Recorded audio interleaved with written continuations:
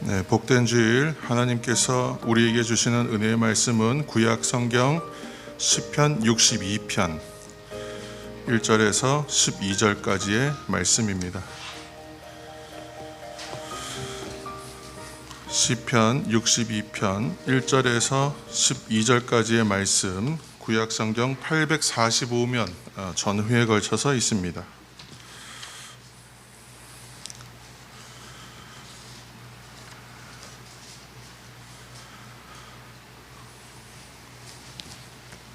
시편 62편 1절에서 12절까지의 말씀을 우리가 한 절씩 우리 교독하면서, 오늘은 교독하면서 함께 읽으시겠습니다. 제가 먼저 1절을 읽습니다. 나의 영혼이 잠잠히 하나님만 바라며 나의 구원이 그에게서 나오는도다. 즉 그만이 나의 반석이시요 나의 구원이시요 나의 요새이시니 내가 크게 흔들리지 아니하리로다. 넘어지는 담과 흔들리는 울타리같이 사람을 죽이려고 너희가 일제히 공격하기를 언제까지 하려느냐. 그들이 그를 그의 높은 자리에서 떨어뜨리기만 꾀하고 거짓을 즐겨하니 입으로는 축복이요 속으로는 저주로다. 셀라. 나의 영혼아 잠잠히 하나님만 바라라. 무릇 나의 소망이 그로부터 나오는도다. 그만이 나의 반석이시요 나의 구원이시요 나의 요새이시니 내가 흔들리지 아니하리라. 나의 구원과 영광이 하나님께 있으며 내 힘의 반석과 피난처도 하나님께 있도다. 백성들아 시시로 그를 의지하고 그의 앞에 마음을 토하라. 하나님은 우리의 피난처시로다 하였으나 아 슬프도다. 사람은 입김이여 인생도 속임수이니 저울에 달면 그들은 입김보다 가벼우리로다. 화를 의지하지 말며 탈취한 것으로 허망하여 지지 말며 재물이 늘어도 거기에 마음을 두지 말지. 하나님이 한두 번 하신 말씀을 내가 들었나니 권능은 하나님께 속하였다 하셨도다. 주여 인자는 주께서 각 사람이 행한 대로 갚으심이니이다. 아멘.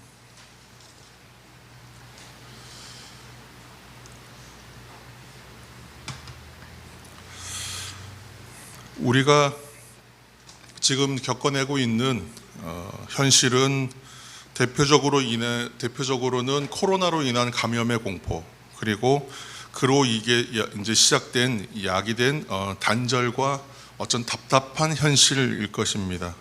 근데 개인적 차원으로 와서도 오늘 장로님께서 기도하셨던 것처럼 우리 인생 가운데에 참 상상하지 못했던 참담한 일들이 많이 일어나는 것이 오늘날의 현실이죠. 그리고 앞으로도 아마 이러한 일들은 계속해서 우리 인생에 있을 것입니다. 그리고 한마디로 말해서 잠잠할 수 없는 현실, 가만히 있을 수가 없는 그런 현실이다. 그래서 이 삶의 문제와 일들이 강한 바람처럼 다가옵니다. 그래서 강한 바람이 오면 몸이 막 흔들리거든요. 그래서 우리를 흔드는 것이죠. 그렇기 때문에 더욱 더 잠잠히 있기가 힘든 것이 우리의 삶의 자리요 그러한 일들입니다. 제가 청년 전도사 시절에 이미 그 기도가 아주 깊은 선배들이 있었습니다. 그래서 라마나요시라고 이름 지어서 일종의 기도패입니다. 기도패. 그래서 기도하러 다니는 선배들이 있었습니다. 그래서 이분들이 남도 지역 기도 순례 하겠다 그래서 예전에도 제가 한번 이제 언급한 적이 있었습니다만, 남도 지역 기도 순례를 이제 하러 가자 이래가지고 반강제로 이제 따라갔습니다. 근데 그 안전이 보장되지 않은 높은 곳을 저는 굉장히 좋아하지 않거든요. 그래서 근데 이분들은 꼭 높은 곳에 가서 기도하는 거 내가 알고 있었기 때문에 안 따라가려고 그랬어요, 사실은. 그런데 가자는 거예요. 그래서 남도 지역 순례 간다. 이래서 가자. 너는 몸만 오면 된다. 그래서 같이 이제 갔습니다. 그래서 대구에서는 이제 팔공산에 가서 기도하고, 부산에서는 금정산에 가고, 또 마산에는 이제 마산의 무악산이라고 있습니다. 무악산에 가서 이제 기도했는데, 오늘 이제 여러분 주보에 있는 사진이 그 무악산에 있는 십자바위 사진입니다. 그래서 실제로 이제 제 등짝이 찍힌 사진들이 있는데 그 사진은 제가 너무 개인적 사진이라 넣지 않았고 그냥 인터넷에서 검색해서 이제 집어넣습니다만, 주보에 있는 그 무악산에 있는 그 십자바위는 그 주기철 목사님이 기도하시던 장소로 유명한 그런 곳입니다. 오늘날에는 하나의 성지처럼 사람들이 순례하는 곳이기도 합니다. 근데 이 어, 십자바위 얘기하려는 것은 아니고요.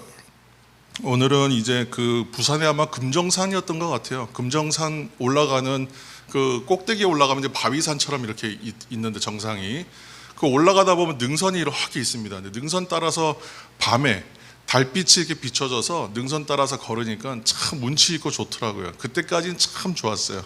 근데 그렇게 올라가서 또 몇 군데 가서 하다 보니까 이제 높은 데 가서 기도하면 참 좋구나. 이제 그렇게 생각했습니다. 그런데 금정산 이제 올라갈 때가 문제가 있었는데 제가 금정산이 맞는 것 같아요. 올라갈 때 보면 쐐기둥이 이렇게 박혀 있고 쐐기둥이 그리고 짧은 로프가 이렇게 매져 있어요. 지금도 그런지는 모르겠습니다. 벌써 한 20년도 더 된 옛날 얘기니까.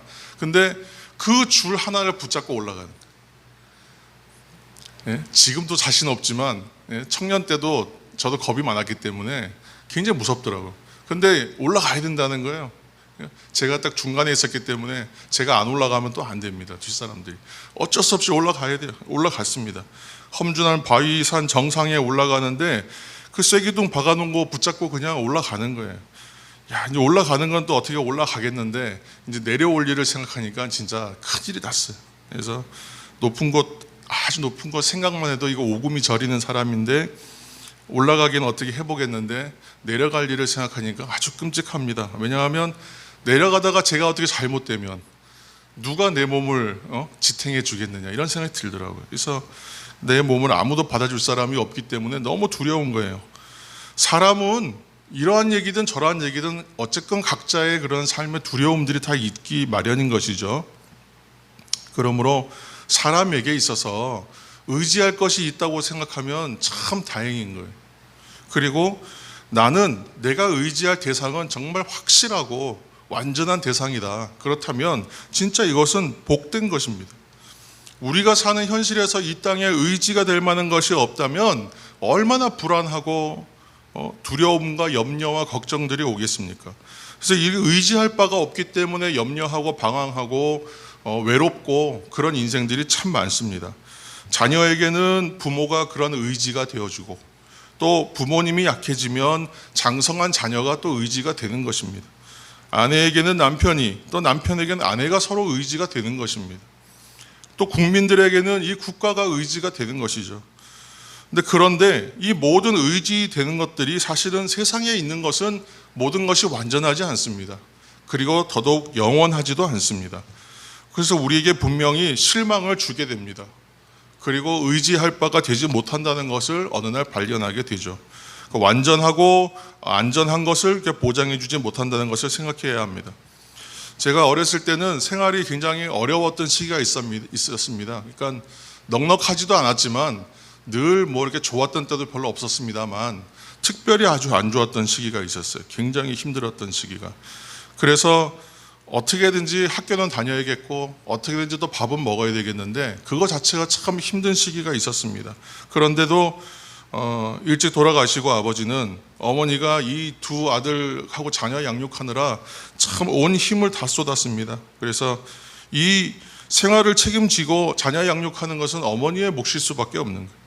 어떻게든지 먹여 살려야 하고 죽을 힘을 다 하시고 그것도 힘들던 와중에 두 아들이 그래도 공부 좀 해야 되겠다 해서 서울로 이사를 하고 또 마침 또 그 좋은 학교 근처로 우리가 이사하게 돼서 거기서 좋은 학교를 다니게 되고 또 무엇보다 한국의 어머니 교회라고 불렸던 제 모교회를 만나서 또 청소년기에서부터 거기서 신앙생활 할 수 있게끔 그렇게 인도하셨던 어머니죠. 그래서 풍족하지는 못했지만 때마다 필요한 것을 채우기에 힘썼던 어머니가 저에게는 큰 의지가 되었던 것이 사실입니다. 또 한 사람 제가 그런 고백을 드리지 못했지만 자기가 있는 자리에서 최선을 다하고 또 저에게는 아버지 대신이었고 그래서 성실과 열심으로 지금까지도 삶을 그렇게 힘있게 살아내는 또 저희 형님이 있습니다. 이 또한 저에게는 큰 의지였습니다. 그러니까 저는 복이 많은 인생인 거예요. 의지할 바가 있었고 의지할 수 있었으니까. 근데 마음 한켠 의지할 수 있는 이 어머니와 형님의 돌봄과 양육이 각각의 필요한 시기에 있어서 또 그때그때 필요한 도움을 받아가면서 잘 성장할 수 있었다는 것입니다. 이처럼 의지가 되고 의지할 바가 있어서 세상을 살면서 항상 도움도 받고 필요한 것을 공급받는다면 그것은 참 좋은 일입니다. 그리고 참 복된 일일 것입니다. 근데 문제는 그 대상들도 영원하지는 않다. 또 그 대상도 완전할 수는 없다는 것입니다. 그러면 우리는 무엇을 의지하고 또 누구를 의지해야만 하는가 하는 의문이 생기는 것이죠. 그래서 오늘 첫째로 성경은 우리에게 이런 교훈을 줍니다. 자기 명철을 의지하지 말라, 이런 교훈을 우리에게 주시죠. 명철이라고 하면 여기서는 자기 지식을 말하는 것인데 조금 더 넓게 보면 우리가 가지고 있는 경험을 말합니다. 우리가 가지고 있는 인식이라는 것은 내가 경험한 폭을 거의 넘어가지 못합니다. 그러니까 내가 경험한 그 한계치 안에서의 지식과 또는 그런 지혜, 또 그것을 가지고 거기에 의지하게 되는 것이죠. 그래서 앞에 말씀을 참조하시면 잠언 3장 5절 말씀에 보시면 한번 읽어보실까요? 앞에 화면이 보이시면 너는 마음을 다하여 여호와를 의뢰하고 내 명철을 의지하지 말라. 너는 범사의 그를 인정하라. 그리하면 내 길을 지도하시리라. 아멘. 지혜와 지식이 많고 경험이 많아도 자기 자신을 의지하는 것은 완전할 수가 없기 때문에 그것을 의지하지 말라는 거예요. 그래서 요즘 한참 이제 유행하는 이제 드라마가 하나 있는데 병원에서 있는 일들을 이제 중심으로 해서 슬기로운 의사생활 이렇게 해서 드라마 시즌 2가 이제 하고 있습니다. 드라마가 아주 인기입니다. 그리고 저도 이 드라마 시청자이고 애청자인데 병원 안에서 이루어지는 수술이나 치료 과정들을 잘 보면 실제로도 우리가 잘 알고 있듯이 한 사람이 열심히 한다고 해서 되는 게 아니잖아요. 다 협진하고 함께 이제 연합되어 있는 시스템, 분업화되어 있기 때문에 그 시스템 전체의 힘으로 모든 것이 돌아가는 것이지 한 사람의 경험과 한 사람의 지식과 한 사람의 능력만으로 그 병원에 있는 시스템들이 돌아가지가 않습니다. 그래서 아무리 훌륭한 의사가 있어도 옆에서 도와주는 스텝이 없고 시스템이 안 돼 있으면 그 능력 발휘하기가 굉장히 어렵습니다. 또 코로나로 인해서 여행이 요즘에 많이 제한되어 있지만 우리가 먼 곳을 가거나 여행을 갈 때 반드시 이용해야 되는 이동수단이 비행기잖아요. 여객기. 그래서 이 항공기를 탐에 있어서 그 운항에 있어서도 필요한 것이 있죠. 지상에 있는 관제소하고 교신을 하는데 그 교신하는 시스템이 잘 되어 있지 않고 관제사가 얘기해주는 그 조언이나 안내를 따르지 않으면 큰 사고가 나게 됩니다. 그러니까 조종사가 비행하다 보면 아무리 베테랑이라고 하더라도 이 어떤 운행하다 보면 착각하는 타이밍이 온다고 해요. 그래서 큰 이제 사고가 날 수도 있는 상황이 항상 벌어지는데 그래서 관제소의 지시를 계속 확인하고 체크를 하게 된다고 합니다. 근데 그것을 만약에 무시하고 내가 아주 베테랑이다 생각해서 자신의 감각과 어떤 자신의 능력만을 믿고 비행하다가 실제로 많은 사람들의 생명을 잃는 큰 사고가 일어날 수밖에 없는 것이죠. 우리 인생도 마찬가지입니다. 내 명철을 의지하고 살다가는 큰 착각으로 인해서 큰 어려움에 빠질 수밖에 없는 것입니다. 사도행전 27장에 보면 이제 바울이 이제 이 배를 타고 가면서 이번 행선에는 하물과 배만 아니라 우리 생명에도 큰 타격과 손해가 있을 거다 이렇게 예언을 합니다. 그런데 이제 그 배의 책임자를 맡고 있던 이제 백부장이 어떻게 이제 대답을 하냐면 사도행전 27장 10절에서 11절 말씀 우리가 함께 읽겠습니다. 말하되 여러분이여 내가 보니 이번 항해가 하물과 배만 아니라 우리 생명에도 타격과 많은 손해를 끼치리라 하되 백부장이 선장과 선주의 말을 바울의 말보다 더 믿더라. 아멘. 사실 상식적으로 생각하면 선장과 선원들의 이야기들을 들어야지 갑자기 누군지도 모르는데 누구의 얘기를 들을 수 없겠죠. 그런데 백부장과 선장과 선주가 바울의 말보다 선장과 선주의 얘기를 백부장이 더 믿습니다. 그러다가 이제 어떤 일을 겪냐하면 유라굴로라고 하는 광풍을 만나. 때로는 생각지 못했던 사람을 통해서 우리에게 지혜의 말들이 올 때가 있거든요. 그래서 이 지혜로운 사람들은 자기 명철을 부질없는 것으로 여기면서 전적으로 하나님을 의지하는 사람을 지혜로운 사람이라고 말합니다. 그래서 우리 주변에 그런 지혜의 사람이 있다고 하는 것은 굉장히 큰 도움이 되고 은혜가 되는 복된 일입니다. 그래서 오늘 말씀처럼 자기를 의지하는 사람은 실패해도 하나님을 의지하는 사람은 반드시 성공한다는 것을 여러분 기억하시길 바랍니다. 두 번째로는 군대를 의지하지 말라. 성경 우리에게 지시하고 말씀하시죠.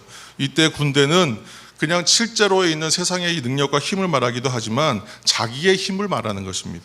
시편 33편 16절 말씀도 함께 읽으시겠습니다. 많은 군대로 구원 얻은 왕이 없으며 용사가 힘이 커도 스스로 구하지 못하는도다. 아멘. 우리가 지금 그 시편을 이제 새벽에 읽어가고 있는데 시편을 읽으면서 다윗에 대한 이야기를 참 많이 합니다.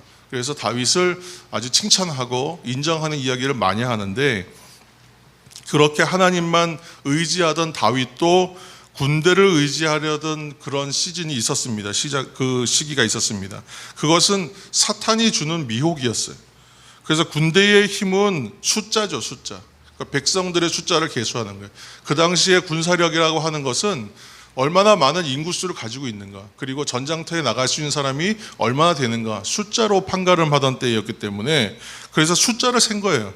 실제로 숫자를 셌더니 칼을 뺄 수 있는 사람, 곧 싸울 수 있는 사람, 싸움에 나설 수 있는 사람을 레위 지파를 뺍니다. 일단 제외하고 또 베냐민 지파도 제외했습니다. 그리고 나서 셌는데도 약 147만 명, 엄청난 병력이에요. 그러니까 엄청난 병력을 가지고 있는 것이죠. 얼마나 만족스러웠겠어요. 근데 그것을 보시고 하나님께서 진노하세요. 그리고 다윗에게 여러 가지 징계의 이제 내용들을 놓고 그 중에 하나 고르라고 얘기하시죠. 그래서 다윗에게 3년 기근, 석 달 동안 대적에게 패해서 쫓기는 일, 또 사흘 동안의 온역, 이 중에 하나 골라라. 이제 이렇게 해서 하나를 골라서 징계를 받게 하셨습니다. 다윗이 자신의 잘못을 깨닫고 그렇게 고백합니다. 역대상 21장 13절 말씀 제가 읽겠습니다. 여호와께서는 긍휼이 심히 크시니 내가 그의 손에 빠지고 사람의 손에 빠지지 않기를 원하나이다. 그렇게 해요. 하나님 앞에서 내가 벌 받겠지만 사람한테 더 이상 쫓기고 싶지는 않습니다. 근데 그 고른 것이죠. 그래서 온역의 심판, 이제 질병이 내리는 거예요. 그렇게 하고 이스라엘 백성이 죽은 사람이 무려 7만 명입니다. 한 사람이 자신의 힘과 자신의 방법들에 의지하라고 했을 때 이러한 심각한 폐해가 일어났던 것이죠. 또 사사기 7장을 보면 하나님께서 기드온을 일으켜서 이스라엘을 구원하고 하실 때에 싸움에 나선 숫자가 무려 3만 2천 명이나 몰려들어요. 사람들이 많이 모이니까 병력을 한 사람이 아무래도 의지하지 않겠습니까? 그러니까 하나님께서 이것을 가지고 백성이 너무 많으니까 줄여라 계속 줄입니다. 이때 줄일 때 싸움 잘하는 사람을 추렸느냐, 그런 게 아니에요. 무작위로 자르는 거예요. 그래서 어떤 특정한 행동을 했느냐 아니냐를 따라서 그냥 나눠버려요. 그렇게 하고 나눠서 최종적으로 남은 숫자가 300명이에요. 좀 성경에 보면 이건 너무 하신 거 아닌가 할 정도로 그렇게 하신 일들이 많이 나옵니다. 이들을 데리고 단지 300명만을 데리고 미디안의 대군을 대적하게 하신다. 그런데 이제 결국은 어떻게 돼요? 그 대적을 쳐부시고 이기지 않습니까? 왜 숫자를 줄여서 이렇게 노골적으로 대비시키시는 건가? 이것은 우리에게 말씀해 주시는 것이죠. 하나님만 의지하면 된다. 그것을 좀 보여주고 계신 거예요.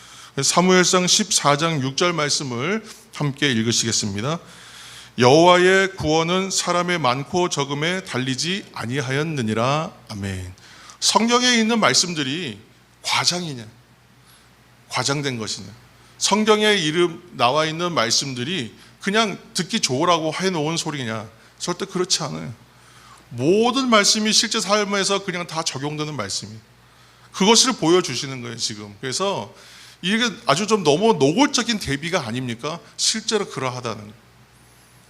우리가 인생에서 작은 일은 뭐 기도하지 않아도 되고, 큰 일은 기도하고, 사소한 일은 그냥 내 힘으로 어떻게 해보고, 감당할 수 없는 일만 하나님 앞에 기도합니까?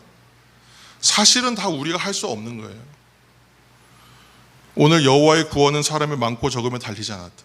내 능력이 있고 없으면 달리지 않았다 라고 말씀하고 계시는 것입니다. 전쟁의 승패와 국가의 흥망성쇠는 모두 하나님 입에 달려있는 거예요.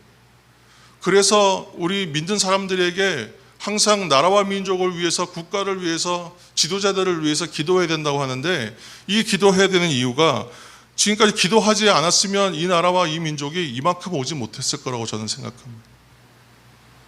앞으로 가는 것도 마찬가지예요. 그래서 믿는 사람들이 기도하지 않으면 안 되는 거예요. 기도할 수밖에 없는 거예요.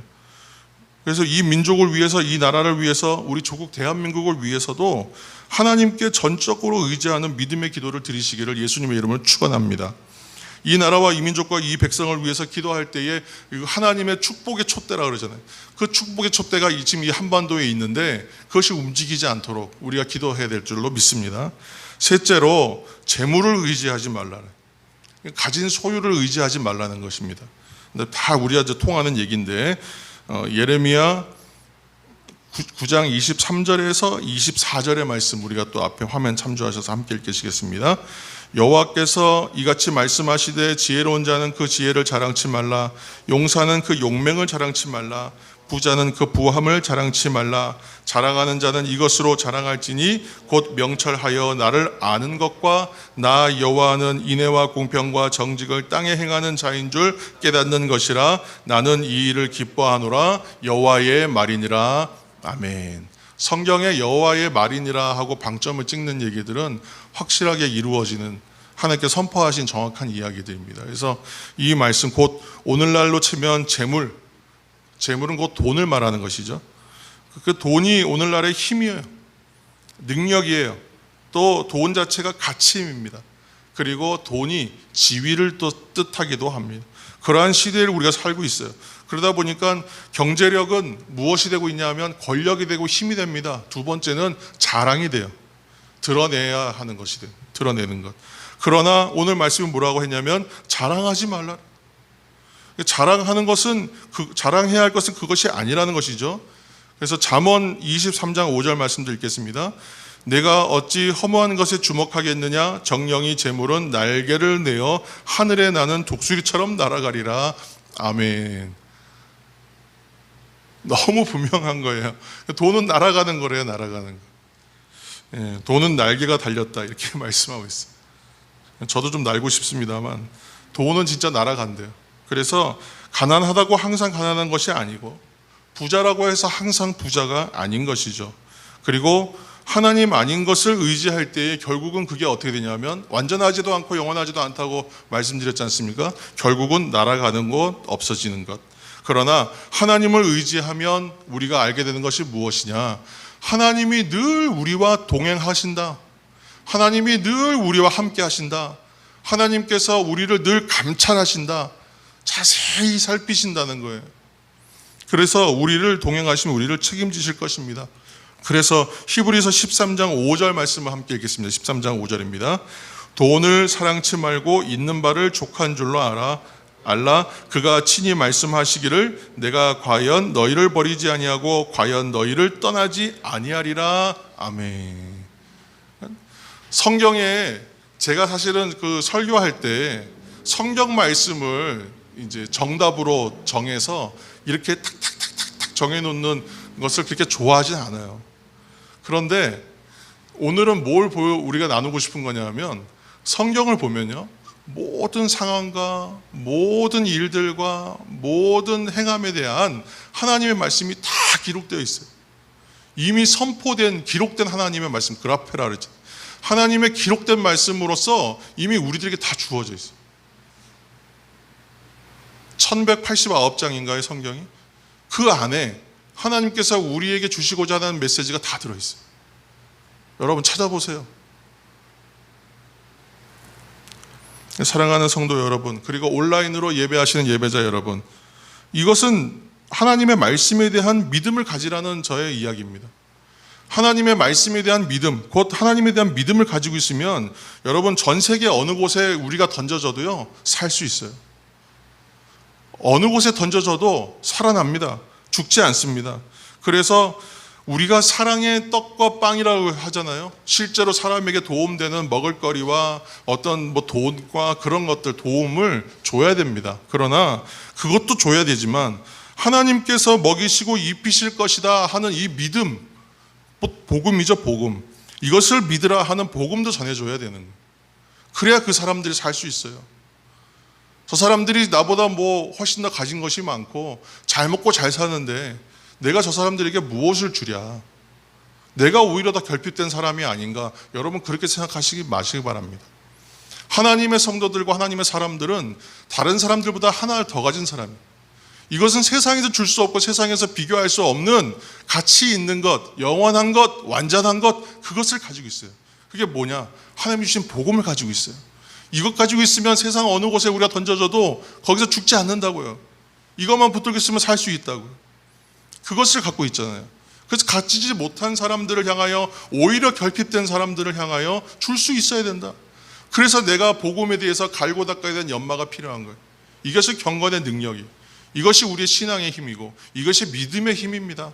그래서 이것을 우리가 가져야 된다고 말씀드리고 있는 것입니다. 교회에 오시라고 말하는 거 중요하지 않아요. 교회 안 오셔도 돼요. 교회 오기 힘들어요, 요즘에.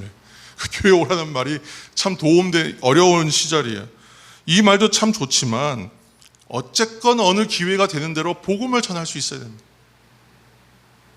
우리 교회에서 드리는 예배 영상, 또 말씀, 설교, 이것도 전해주는 것, 그것도 좋은 방법이에요. 어떻게든지 간에 이것이 어떠한 영향이 되고 실제로 어떠한 계기를 만들지 우리는 알지 못하지만 하나님의 말씀에 대해서, 복음에 대해서 노출되고 접촉할 수 있도록 만들어주는 것이 굉장히 중요하다는 것입니다. 이 일은 쉬지 않으시기를 예수님의 이름으로 축원합니다. 할 수 있는 대로 해야 될 일이고, 이렇게 복음이 전파되는 일들은 그것이 참으로 그 사람들을 살리는 일이요 돕는 일이 될 것이기 때문입니다. 마지막으로 네 번째, 사람을 의지하지 말라. 사람을 의지하지 말라 그랬어요. 오늘 본문 말씀입니다. 시편 62편 9절에서 10절 말씀입니다. 시편 62편 9절에서 10절 말씀 함께 읽으시겠습니다. 아, 슬프도다. 사람은 입김이여 인생도 속임수이니 저울에 달면 그들은 입김보다 가벼우리로다. 포악을 의지하지 말며 탈취한 것으로 허망하여지지 말며 재물이 늘어도 거기에 마음을 두지 말지어다. 아멘. 또 한 구절입니다. 화면을 보시면서 이사야 2장 22절. 너희는 인생을 의지하지 말라. 그의 호흡은 코에 있나니 수에 칠 가치가 어디 있느뇨. 유명한 말씀인 것이죠. 인생을 의지하지 말라. 그의 호흡은 코에 있다. 이 코에서 지금 호흡하고 있는 것이 떠나가면 생명이 없어진다는 거예요. 이 호흡 한 줄기, 그거밖에 우린 가진 거 없다라고 얘기하는 것이죠. 사람을 의지하는 것처럼 허무한 것이 없다라고 말씀하고 있는 것입니다. 예레미야 17장 5절 말씀도 앞에 화면 참조 읽으시겠습니다. 무릇 사람을 믿으며 혈육으로 그 권력을 삼고 마음이 여호와에게서 떠난 그 사람은 저주를 받을 것이라. 아멘. 또 한 말씀, 시편 146편 3절에서 4절입니다. 방백들을 의지하지 말며 도울 힘이 없는 인생도 의지하지 말지니 그 호흡이 끊어지면 흙으로 돌아가서 당일에 그 도모가 소멸하리로다. 아멘. 많은 것을 준비해도 오늘 호흡이 떠나면요, 다 모든 것이 끝나는 거예요. 아무 의미가 없어져요. 아무리 많이 쌓아 올리고 많은 스펙들을 쌓고 많은 재산을 쌓아두고 세상에 많은 공부와 능력들을 가졌어도 호흡이 떠나면 끝이에요. 그래서 중세시대 수도사들이 했던 이야기들, 강조했던 이야기들 가운데 금언집들 중에 보면 이런 말씀이 있어요. 사람은 사랑할 대상이지만 신뢰할 대상은 아니다. 이렇게 말해요. 아주 간단하게 간결하게 한마디로 말씀해놨어요. 사람은 사랑할 대상이지 신뢰할 대상은 아니다. 오직 신뢰하고 믿음의 대상은 하나님밖에 없다라고 말하고 있는 것입니다. 그래서 성경 말씀에 사람을 사랑하라고 했지 사람을 믿으라고 하는 말은 없어요. 내 이웃을 사랑하는 것이 이웃을 믿으라는 말은 없잖아요. 사람은 신뢰할 대상이 되지 못하기 때문이에요.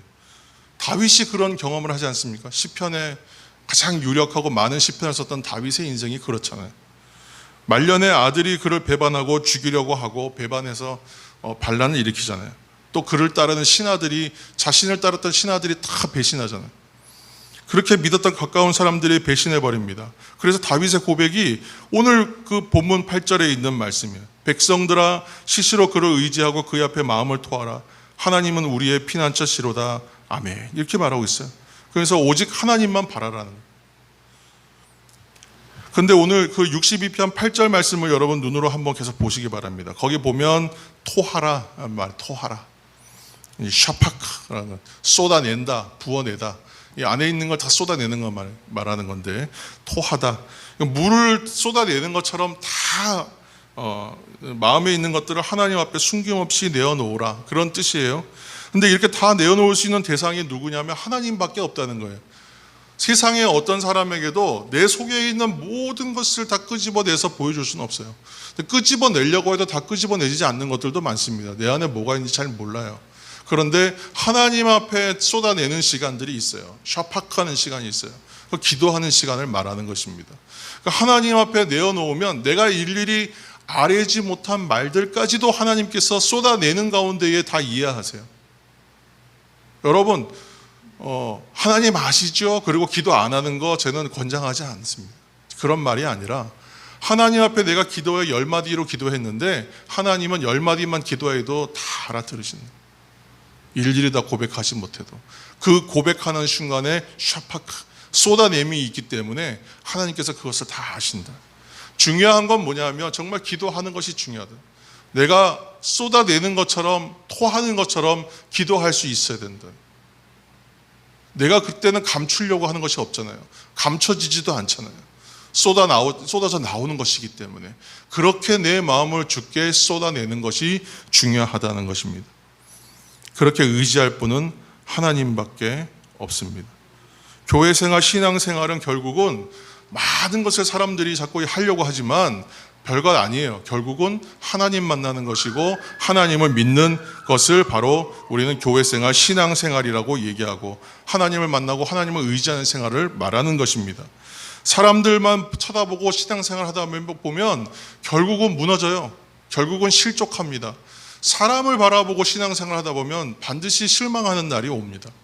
사람으로 인해 상처받고 사람으로 인해서 실망해서 교회를 떠나시는 분들 너무 많이 봤어요. 근데 그 잘못된 거예요. 애초부터 왜 사람들을 바라보면서 신앙생활 합니까? 하나님만 바라보아야 하는 것이죠. 그런데 안타까운 것은 사람으로 인해서 어려움 당하고 시험 받을 때, 그때가 사실은 하나님을 의지해야 될 때인데 그 마지막 고비를 넘어가지 못하고 자신의 삶의 자리에 이렇게 묻혀버리고 그 자리에 머물러 버리는 분들이 많이 있다는 것입니다. 참으로 안타까운 것입니다. 사랑하는 성도 여러분, 사람들은 나를 버려도 하나님께서는 나를 포기하지 않으신다는 것을 여러분 믿으시기를 바랍니다. 하나님이 의지하는 것을, 하나님을 의지하는 것이 첫째입니다. 그러면 사람들도 나를 돕고 시스템도 나를 돕고 사회의 어떠한 여러 가지 방법들이 나를 돕는 방법으로 일어나기 시작합니다. 천지 만물도 나를 돕습니다. 여러분 인생에 그런 경험들이 있으시지 않습니까? 저는 그런 인생의 경험들이 너무 많아요. 아주 사소한 것까지도 내 입에서 불평이 쏟아져 나오려고 하면 하나님이 그 입을 막으세요. 그리고 기다리게 하세요. 그러고 나면 다 이루어져요. 채워져요. 하나님만 의지하면 여러분 다른 모든 것을 채워주시는 하나님. 그러니까 하나님께서 맨날 그의 나라와 그의 의를 구하라, 그렇게 기도하라. 제가 지금 이제 이 얘기를 이제 마지막으로 하겠습니다. 십자가 위에 갔을 때에 기도하시는 권사님 한 분을 만났는데 그 권사님이 제가 이 얘기를 아마 처음 하는지 잘 모르겠습니다만 네 명의 자녀를 키우셨대요. 근데 이 4명의 자녀가 다 잘 됐어요. 다 뭐 박사고 교수세요. 근데 뭐 박사하고 교수로만 키워야 자녀를 잘 키웠다는 얘기가 아니라 이분께서 자녀들을 위한 기도를 한 적이 한 번도 없으시대. 항상 입을 열어서 기도하면 하나님이 주시는 말씀이 마태복음 6장 33절의 말씀으로 기도하게 하셨대요. 입이 꼭 달라붙은 것처럼 그 말만 기도할 수밖에 없었대요. 그래서 너희는 그의 나라와 그의 의를 구하라. 그리하면 이 모든 것을 더하시리라. 이 모든 것을 더하시리라. 그렇게 기도하게 했다는 거예요. 그날 기도하러 올라가기 전에 밑에서 우리 기도팀들이 같이 기도할 때에 말씀 묵상을 뭘 했냐면 마태복음 6장 33절 말씀을 묵상하고 올라갔는데 그 권사님이 그 말씀으로 딱 정확하게 찍어서 얘기하시더라고요. 야, 이게 무슨 일인가 했는데 이분의 얘기를 들으면서 감동받은 게 그거예요. 자신은 나라와 민족을 위해서 일하고 하나님의 나라를 위해서 기도할 뿐이지 자녀를 위해서 일상에 먹을 것을 위해서 기도한 적이 없대요. 그런데 하나님이 정말 놀랍게 부어주시더래요. 내가 세세하게 다 말하지 못한 것까지도 어떻게 알고 다 기가 막힌 방법으로 채워주셨대. 하나님께서 섬세하신 손길로 나를 인도하시는구나 깨닫고 난 다음부터는 더 신이 나고 더 힘이 나서 비가 오나 눈이 오나, 비가 오는 날은 우비를 이렇게 뒤집어 쓰시고 눈이 올 때도 또 이거 뒤집어 쓰시고, 눈이 올 때도 가서 기도하신대. 그 절벽 그 밑으로 떨어진 낭떠러지 같은 거기에 저는 무서워서 거기를 못 넘어갔는데 바위 위에서만 이렇게 봤는데 그 넘어가면 사람이 앉을 수 있는 조그만 공간이 있어요. 근데 거기 가서 기도하세요. 왜 꼭 거기서 기도하셔야 되냐고 제가 물어봤는데 그냥 웃으시더라. 샤파크한다 그랬잖아요. 하나님 앞에 기도를 쏟아내면 하나님께서 그 마음 기도하는 자의 그 속을 사정을 누구보다 잘 아시기 때문에 채워주신다. 다 도와주신다. 기가 막힌 방법으로 도와주신다. 사회의 시스템과 법을 바꿔서라도 내 인생을 도와주시는 것이 하나님이시다. 여러분 그것을 기억하시기 바랍니다. 오늘 우리가 읽은 이 시편도 다윗이 쓴 시입니다.